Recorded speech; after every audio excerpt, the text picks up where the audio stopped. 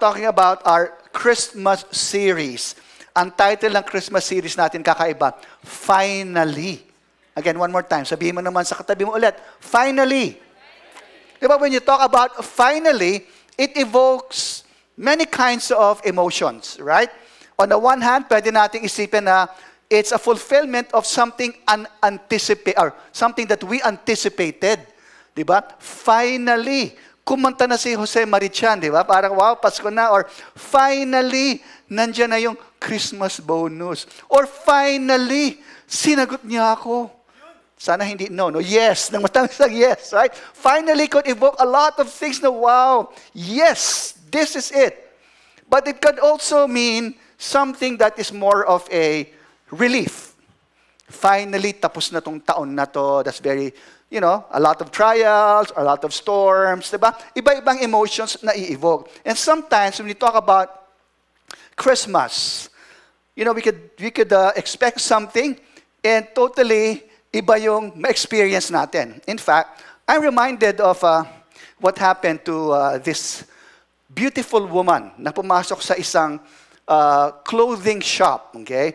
Parang beauty queen kasi to. Beauty queen, meron siyang Christmas ball na a-attend. So she wanted magpagawa ng Christmas ball. Pumunta siya dito sa, very fine clothing shop. Nakita niya, ang ganda ng tela na to. Parang Italian yung material.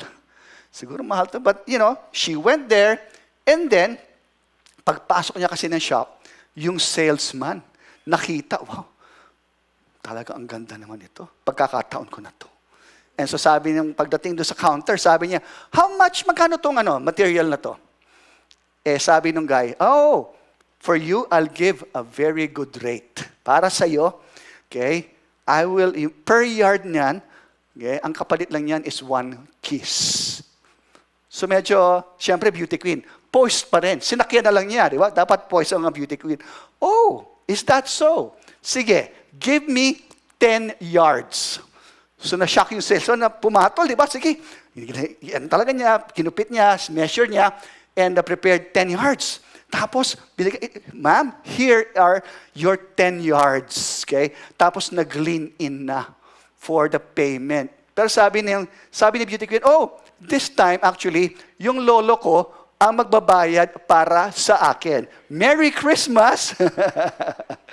Now, sometimes, meron tayong ini-expect, pero iba yung dumarating, right? And that's actually the message that we have. For this series, in fact, we were looking at how Jesus' genealogy, yung tinitrace natin kung ano yung family line ni Jesus. Makikita natin all the way back, di ba, last week too, he is the son of Abraham, right? And today, we're going to look at how Jesus is the son of David. In fact, Matthew chapter 1, verse 1, bears this out. The genealogy of Jesus, the Messiah, the son of David, the son of Abraham. And so, when you talk about the connection between Jesus in the New Testament and the Old Testament covenants and prophecies about Him, matitrace natin yung thread, the bridge of God's sovereign plan, bridging the ancient promise to King David with the glorious birth of our Lord and Savior Jesus Christ, di ba? Na ito yung Epiphany ngayong Christmas. Now, kasi alam nyo, the Bible is the story of two kingdoms. Alam nyo ba yan? It's the story of the kingdom of man and the story of the kingdom of God. And during Christmas, we see the convergence of both through the person of our Messiah. And so, what does it mean for Jesus to be the son of David? Okay, we will look at tignan natin, ano ba yung connection? Bakit ba son of David ang tawag kay Jesus? So let's look at that narrative. Let's look at that story found in 1 Chronicles chapter 17. And so let me begin by reading verses 11 to 14. When your days are fulfilled to walk with your fathers, I will raise up your offspring after you, one of your own sons, and I will establish his kingdom. He shall build a house for me, and I will establish his throne forever. I will be to him a father, and he shall be to me a son. I will not take my steadfast love from him, as I took it from him who was before you. But I will confirm him in my house and in my kingdom forever, and his throne shall be established forever. Let's bow down for a short prayer. Heavenly Father, thank you for your eternal plans, for sending your Son to die here for us, but not only to redeem us, to let us experience you. Let us experience who you are and experience your kingdom. Holy Spirit, I ask, anoint my preaching, the preaching of your word, breathe life. I pray that it will quicken our minds, our spirit, our soul, and even our bodies. In Jesus' name, amen. All right, so, ano bang kadalagang connection? And what can we learn from, ano bang ibig sabihin ng Son of David, Jesus being the Son of David? And what does it have to do with you and me? Ano ang pwede nating iuwi? Or what principles can we live by understanding Jesus as the Son of David? In fact, as we unravel this, makita natin, there are three things that the Lord, that our Heavenly Father wants us to imbibe in our lives, to live out and to remember as we experience that divine connection between King David and King Jesus. Unang-una, we learn that in Christ, we can finally experience the redemption of our disappointments as He turned it into God's appointments. What do I mean by that? Okay? Disappointments? Huh? Yeah. Because when you look at it, pag makita natin itong storya ni King David, si King David, marami siyang disappointments. In fact, marami siyang mga finally. So let me go back. Ano bang background and context? Let me go to verse 1 of 1 Chronicles 17. It says here, now when David lived in his house, David said to Nathan the prophet, behold, I dwell in the house of cedar, but the ark of the covenant of the Lord is under a tent. Verse 4, go now, and tell my servant David, thus says the Lord, it is not you who will build me a house to dwell in. Now, para maintindihan natin, bakit ganito? Ano ba yung disappointment ni David? Ang nangyari kasi dito, if you look at especially the previous chapter, chapter 16, it says there na itong season sa kingship ni ni David, there were no more wars. Naubos na. Yung mga kalaban, wala muna. It was a season of peace. Di ba? Yung mga kalaban niya, yung mga Philistines and other enemies, even si King Saul who was persecuting him, suddenly nawala na. So it was a relative peace. There were no wars. And during this time, naisip ni David, wow, ngayong walang gera, my heart is to bring back the Ark of the Covenant. Kasi before that, nandoon ninakaw ng mga Philistines yung Ark of the Covenant. It's a totally different. Ninakaw nila, and then, ang gusto ni David, ibalik. Okay? Ibalik yung Ark of the Covenant because the Ark of the Covenant represents the presence of the Lord. It represents the favor of God, the protection of God. Pag nandoon yung Ark, panalo sila lagi. Something like that. And David wanted to bring the Ark of the Covenant. Pero ang nangyari, nung dinadala niya, nagpadala siya ng mga Levites, dalhin na. And then suddenly, biglang habang naglalakad, natalisod yung isa. Mahuhulog na yung Ark of the Covenant. And then yung isang tao, in-stop para hindi mahulog. And you know what happened? As he touched the Ark of the Covenant, boom! Kung napanood niya yung Raiders of the Lost Ark, ganun na nangyari sa kanya. Well, artistic license, pero ganun, namatay. So si David was very fearful. How can we bring the Ark of the Covenant back to Jerusalem? Alam mo ginawa niya? Sabi niya, he was very, very careful.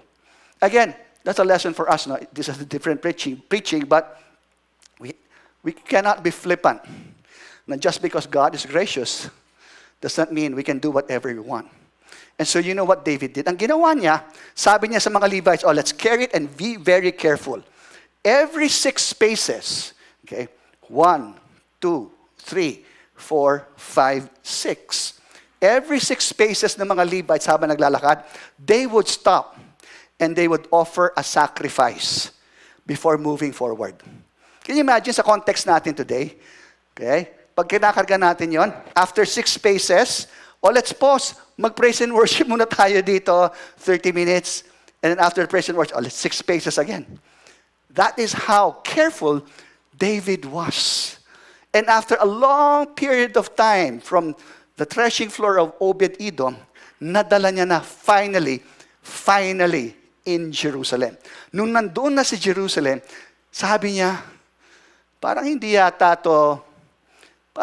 ito okay, no? Ako, nasa palasyo, yung Ark of the Covenant, nandyan sa kung saan-saan. I want to build a temple, a permanent structure for the Lord. How many of you, that's a good plan? Di ba magandang plano yun, right?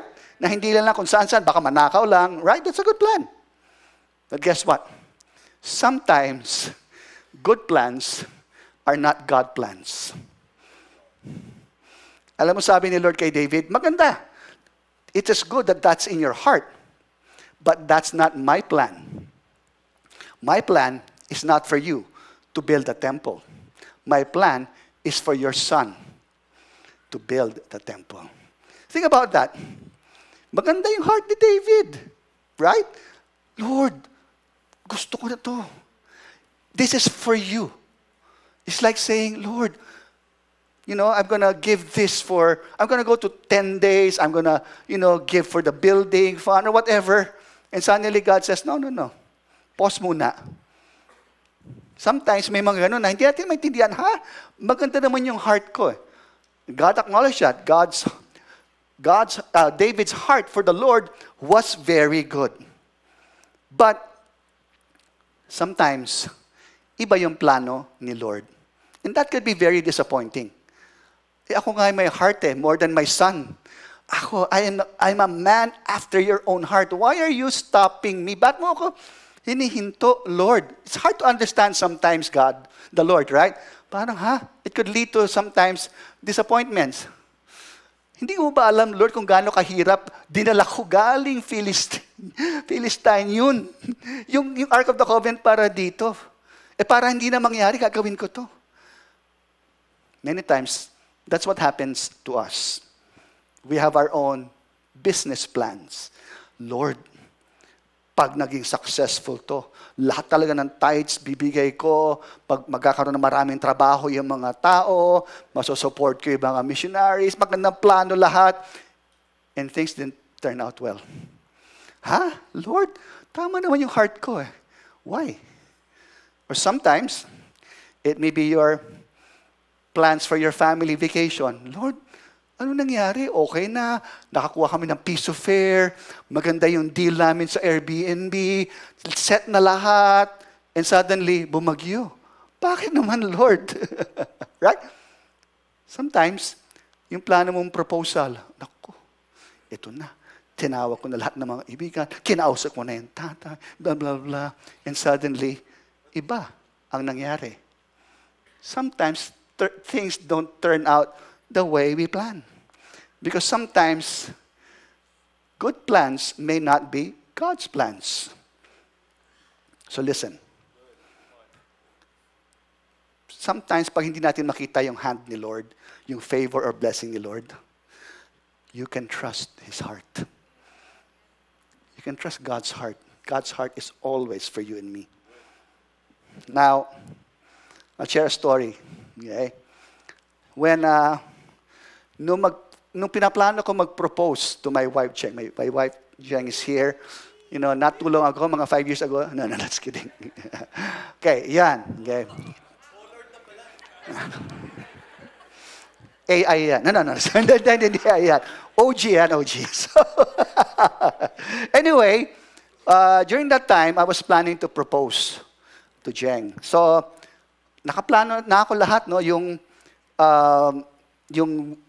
engagement ring, binigyan ko ng mom ko ng parang heirloom. Pero luma na kasi, di ba? So sabi ko, may isang tiga-church na, nag-jewelry. Sabi ko, pwede pa-reset to mas modern, blah, blah, blah. So binigay ko yung ring. And then it will take maybe 1 or 2 months. And then during that time, ang plano ko kasi ng proposal, in a yacht. In fact, during that time, may dock kasi sa Manila Hotel Meron dong ship called the Tennessee Walker. So yun, pumupunta yun sa rides along the Manila Bay. and then you can have dinner. May dinner kayo habang nasa maganda. So, doon yung plano ko. So, naka-ready na ako, nag-deserve na ako, and you know what happened? A few days, maybe 1 or 2 days before nung plano ko na mag-propose, right? Tumawag yung Tennessee Walker, "Sir, parang may bagyo and we're not sure kung it will be a good idea na, so, okay lang ba, sir, kung naka-hold lang or maybe we want to cancel the reservation, hindi na lang namin." Sabi ko, what? Hindi, engagement, wala namang Okay, so medyo nagpapanik na ako. Sabi ko, "Lord, ano naman to?" Maganda naman, nag-consult na kami, nagpaano na kami lahat, na alam ko this is from the Lord or something like that, right? And you know what happened? A few weeks, 2 days before yun, nung time na kukunin ko na yung sing-sing, di ba pinagawa ko yung sing-sing, nawala. Hindi na nag-a-attend ng church yung picture ng engagement ring. Sabi ko, "Oh no, Lord, ano naman to? Is this a sign, Lord? Ano ba yan?" Yung mga good plans, sometimes may not be God's plans. Well, not about a proposal. But, you know what happened? Nung, di ba, kinancel, di ba? A few days later, I found it in the news na yung bagyo, okay, humina, naging regular storm. So, nag-launch sila ng ship. Hindi na ako in-inform dahil nagpanic na ako. Nung nag-launch siya, yung Tennessee Walker, lumubog. And there were several people who died. And so, wow, Lord, of course. And after maybe 1 or 2 months, nagpakita na yung, buti na lang nagpakita yung binigay sa akin yung mga engagement ring. You know what happened? When Cito Beltran heard what happened, in-interview kami. 700 Club Asia. Also, CBN Asia actually also invited us to have an interview of what happened, to share our story, which will benefit a lot of people.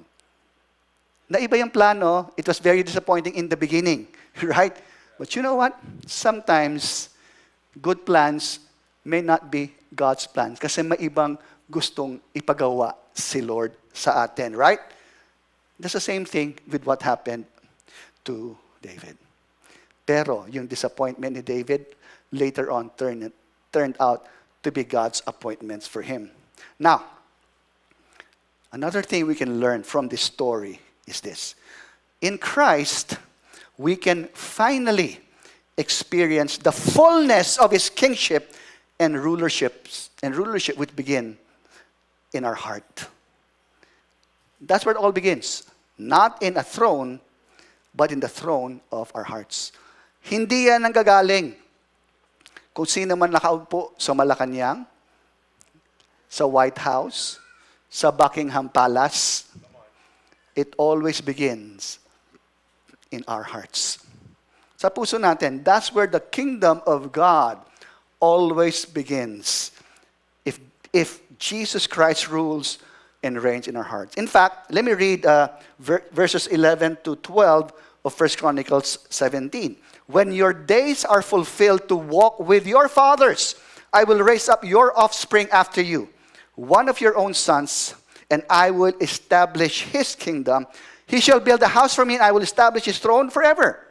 You know, if you look at the kingship of David and Solomon were what's called the golden years, right? The golden years of Israel. Everyone came, pumunta to Israel to see kung gaano katindi yung rulership, right? Yung kingship of David and Solomon. That's the height of their power. That's the height of their grandeur. But you know what? God promised something greater than that. Because the offspring na nakalagay dito, the offspring na minention ni Lord kay David, is not just talking about Solomon, but actually it pointed to the ultimate fulfillment, which is Jesus Christ. Yes, Solomon built the temple, but through Jesus, God established an eternal kingdom. And listen, yung kingdom that the Lord established through Jesus Christ is not just an eternal kingdom na pagdating niya, do natin experience the fullness. Even up to today, right now, presently, we can experience that. Because the kingdom of God is righteousness, peace, and joy in the Holy Spirit, right? Jesus Christ came here para ma-experience natin yun. Righteousness, peace, and joy. And the more we submit to His rulership, His kingship, the more we will experience that in our personal lives, in our family, in the church, in the campus, and the nation. The more, dun mo malalaman if the kingdom or the rulership of Christ is prevailing. The more you will see righteousness. Mas marami bang righteousness? Mas marami bang joy? Mas marami bang life? Mas marami bang hope? Or is it more despair? Right? That's why we need to understand that as Jesus reigns in our hearts, the Lord's bringing peace. Kasi nga, ngayong Pasko, sometimes that's the opposite of what the kingdom is. Instead of bringing peace, there's a lot of, di ba, chaos. There's a lot of toxicity.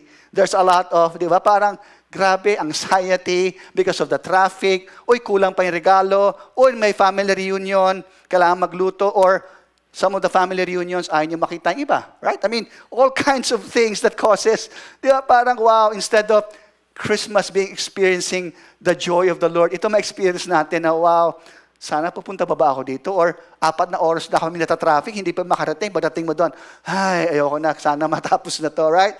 I mean, it can be very, very toxic. Now, imagine, Jesus came here to bring peace. Imagine if you have, alam niyo yung snow globe?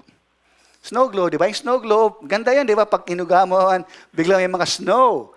Snow will come, right? Sometimes, that's a picture of our soul, of our emotions, di ba? Ang gulo. Kaya hindi natin makita yung picture kasi ang daming snow. But if we allow the peace of the Lord to rule, the snow will settle and makikita natin kung ano yung picture na gustong ipakita sa atin ni Lord. That's what Christmas is really all about. Seeing the peace, experiencing the peace that the Lord has for us. You see, many times, yung plano natin, iba. Sabi nga ni Martin Lloyd-Jones, Dr. Martin Lloyd-Jones, an amazing preacher, this is what he said. Sometimes, the promises of God are always bigger than we imagine. David thought of a dynasty. Oy, anak ko, tsaka after me, right? Totoo naman yan. But God spoke of eternity. David thought of a throne in Jerusalem. God pointed to the throne of heaven.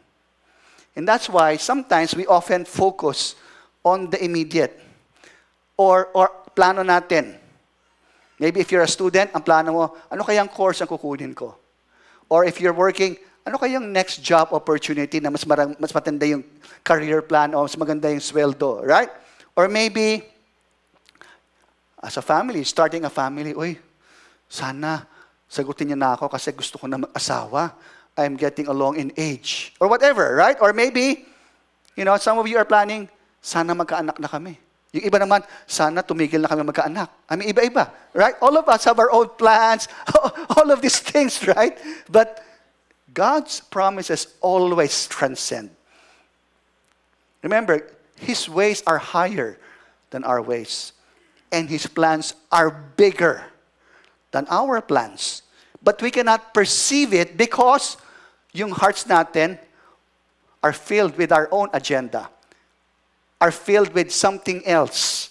Puno-puno na yung heart natin ng kono-ano that we cannot perceive ano yung plano ni Lord sa atin.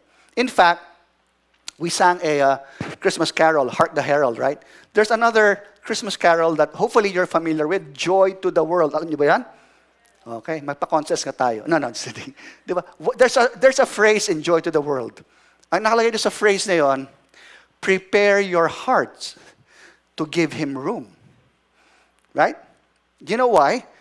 Remember in the nativity scene, all the inns were filled. Wala nang mapuntahan si Joseph and Mary to give birth. Because lahat puno. That's why he had to be born in a manger. Many times that's what happens to us. Okay? The inns, the hotel rooms of our hearts are filled. There's no room for Jesus to lay down, to be born. Right? Puno-puno ka na ng plano mo eh. Puno-puno ka ng agenda mo. Puno-puno ka na ng mga your own personal ambition or whatever it is. That's why hindi natin ma-perceive yung plano ni Lord sa ating buhay. In fact, let me share a story. There's a businessman, very successful businessman, but he was telling his story of how he started. Nag-start kasi siya, he was working in the family business. Family business, and sobrang galit siya sa tatay niya kasi the dad had another family. Okay, so talagang, he wanted to prove things, to prove himself, at saka sa sobrang galit niya sa tatay niya, when he learned kung ano yung mga, how to run the business, no family business, sabi niya, hindi, kaya ko na to. I'm gonna start my own business, and I'm gonna prove to my dad na mali siya, ginawa niya yan, I'm gonna be more successful. So parang may pride, there's all of these things that were filling his heart. Okay? And you know what happened? When he started the business, after 1 or 2 years, it failed. It failed. And not only did it fail, but after it failed, nagka-pandemic. So during pandemic, talagang dirt, wala na silang makain. Wala na siyang mapakain sa anak. He was really crying out, and after seeking God and having counsel, the Lord told him to go back. Parang alam niyo yung story ng prodigal son, na bumalik na lang, sabi niya, wala na ako sa tatay, Kumbaga, hinumble talaga ni Lord. But, you know what? Sabi niya, kahit ano lang trabaho, basta lang may papakain ako. Ganun yung state niya. But God had other plans. And so, since medyo, syempre, because of what he did, medyo galit yung mga kapatid, yung mga half-brother, whatever. Sabi, okay, ang bibigay namin trabaho sa'yo, yung pinaka-ayaw na trabaho. Yung pinaka-walang gumagawa sa kanila, it was a very menial job. Kumbaga sa prodigal son, yung nagpapakain siguro ng kaning baboy, mga stuff na ayaw. No one wants them to take care of. Yun ang binigay sa kanya. And sa kanya, okay lang kasi nga, he needed to feed his family. And you know what happened? In a few years or so, that work, menial job, grew so much that God made it so, kumbaga, binless ni Lord so much that eventually, siya na nagpapatakbo ng company na to. He was entrusted with the business, and it's now a global business. God's plans are always higher than our plans and bigger. Kailangan lang, tanggalin natin yung mga pride, tanggalin yung mga own plans and agenda natin, and allow God, surrender to the Lord. And let me tell you, there's no telling kung saan kayo dadalhin ni Lord in your life. Amen? In Christ, we can experience the fullness of that kingship and rulership. Nagsisimula yun sa ating heart. And you know what? Meron tayong role dito. As you have experienced this on your own. We want others to experience this. That's what Christmas is all about. Hindi lang yung may baby na pinanganak sa manger, hindi lang may mga regalo, may mga party. It's letting others experience the righteousness, peace, and joy of the kingdom. That's why we disciple people. That's why we share the gospel. Right? Para yung mga hindi kakilala si Lord, makilala and ma-experience this kind of life. Amen? So, finally, what do we learn from Jesus being the Son of David? We learn this. In Christ, we can finally receive the greatest gift of all. Hindi yung kay Whitney Houston, but the greatest gift of all is the love of our Heavenly Father. What did the Lord tell David? This is what he told him. I will be to him a father, and he shall be to me a son.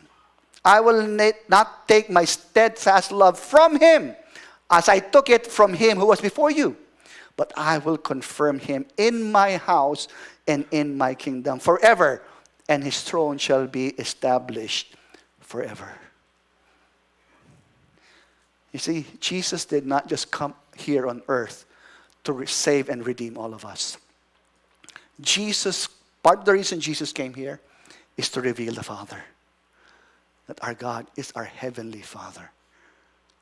What did Jesus say? When you have seen me, you have seen the Father.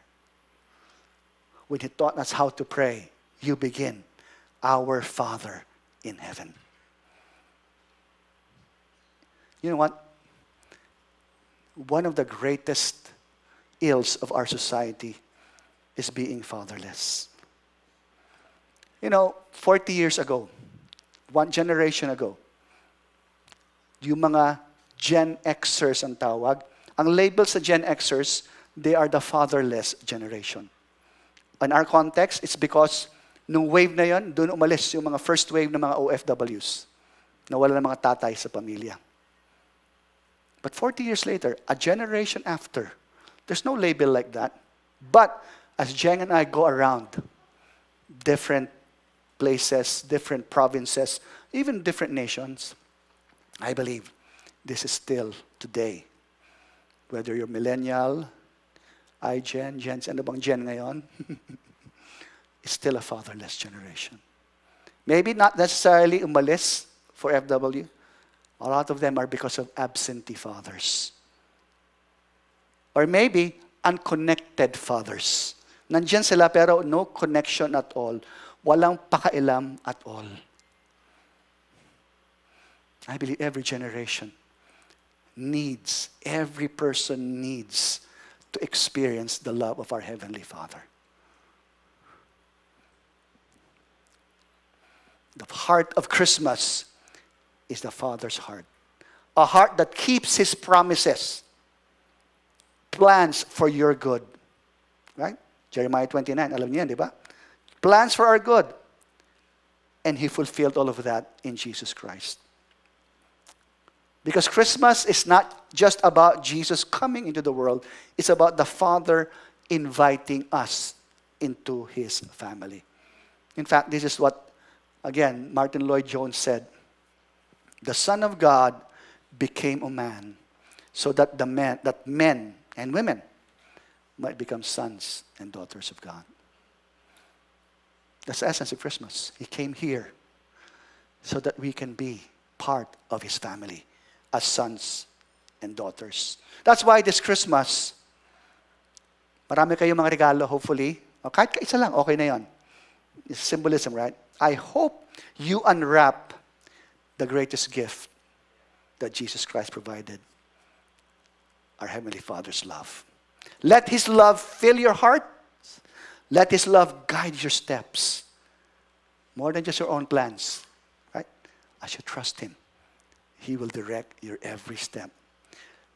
Let His love remind you that you are part of a kingdom that is eternal, a forever kingdom. Hindi yung after 6 years, wala na. O in the US, after 4 years, wala na. Mas matagal nga sa UK, 70 plus years, si Queen Elizabeth. But after that, wala na. Jesus' kingship and rulership is forever. That is what our Heavenly Father established so that we can experience the joy of His kingdom, the life of His kingdom, the hope of this kingdom. Amen? One last story. There was one of someone that we ministered to, shared this story. Yung father niya, galit na galit siya sa tatay niya kasi yung father niya was an alcoholic. And yung alcoholic, dalawang klaseng alcoholic eh. Pag nalalasing na yung alcoholic, yung iba, masayahing alcoholic. Alam mo wow, sige, party tayo. Yung isang alcoholic, yung bad drunk. Yung parang, pag lasing na, talagang galit sa mundo, daming kaaway, lahat. Unfortunately, yung tatay niya ganun. At 6 years old, kinikwento niya, still remembers this in detail. Pag nalalasing yung tatay niya, pag uuwi, lahat ng kapitbahay, kaaway, alam mo yung ganon, yung mommy daw niya, verbally and physically abused. Siya naman daw, mostly verbal, once lang daw na physical. But sobrang galit niya. Sobrang galit niya sa tatay. And talagang she was feeling all this hatred in her heart. Until when she was 30 years old, someone shared the gospel. And her heart actually turned around. She experienced the love of our Heavenly Father. And when she experienced that, yung hatred niya turned into prayer and hope. Sabi niya, Lord, please, pa-save ng daddy ko para ma-experience ko naman. Yes, I appreciate your love. And I gain and so much. Thank you, Lord. But I also want to experience the love of my earthly father. Please save him. Tanggalin mo siya dito sa sa bondage sa alcoholism and all of that. She kept praying and praying and praying. 13 years old pa lang siya. And sabi niya, unfortunately, in 2021, namatay ang daddy niya. Did not get saved. But you know what happened? Ito yung kwento niya. 3 months before namatay ang daddy niya, nagkaroon ng dementia. Her dad had dementia. And mostly, dementia had a lot of negative experiences, di ba? Makakalimutan ka na, yung iba, nakakalimutan ng kumain, or all of these things, right? Sa kanya iba. When her father had dementia, he was like a born-again person. Nag-iba daw yung tatay niya. Pag umaga, gigising alas 6 ng umaga, magpre-prepare ng breakfast. Uupuan siya, kamusta ka na? Kamusta yung araw mo? And he would be like that to her. And lahat ng kaaway nila doon sa kapitbahay, naging kaibigan niya. Sobrang love niya siya in those 3 months. And ang sabi ni Lord to this person, that is what a picture of a heart that is changed. That's my promise. Through Jesus Christ, I will give you a heart of flesh instead of a heart of stone. Mababago natin yung buhay. Change does not begin externally. It begins in our hearts, right? That's what the message of Christmas. In Jesus is born in our hearts. When we are born again by the Spirit of God, it changes the direction of our lives. It lets us experience who God is as our Heavenly Father. And so before we worship, I want to ask you a couple of questions as we apply this. Today, are you saddled by maybe disappointments, expectations na hindi natupad? You know, the Bible says, hope deferred makes the heart sick. Pag lagi mong expect, as lagi kang nafe-fail, pa ulit-ulit, some of you feel like your heart is sick.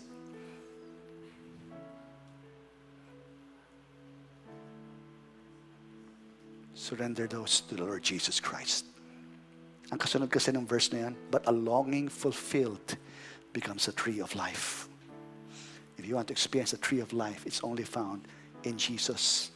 Whatever expectations, false expectations, or failed expectations, surrender it to the Lord. Maybe today, the question is, am I experienced? Is my life marked as a citizen of His kingdom? Is my life marked by forgiveness, love, hope? Or is it still full of anger and bitterness? This Christmas, let His kingship transform our hearts inside out. And lastly, if today if you feel unworthy or unloved or alone because you're longing for the love of your earthly father, today, finally, we can experience the love, the unfailing love of our Heavenly Father.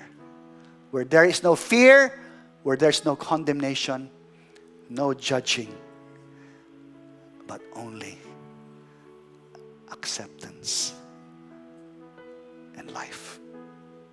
And so I'd like to ask everyone to stand up. Heavenly Father, we thank you for sending your Son. Thank you that this Christmas, may all of us experience what real Christmas is all about. That you are the one who finally turns our disappointments into your appointments. You are the one who lets us experience the righteousness, peace, and joy of your kingdom, which is forever. And you're the one who allows us to experience the love of our Heavenly Father.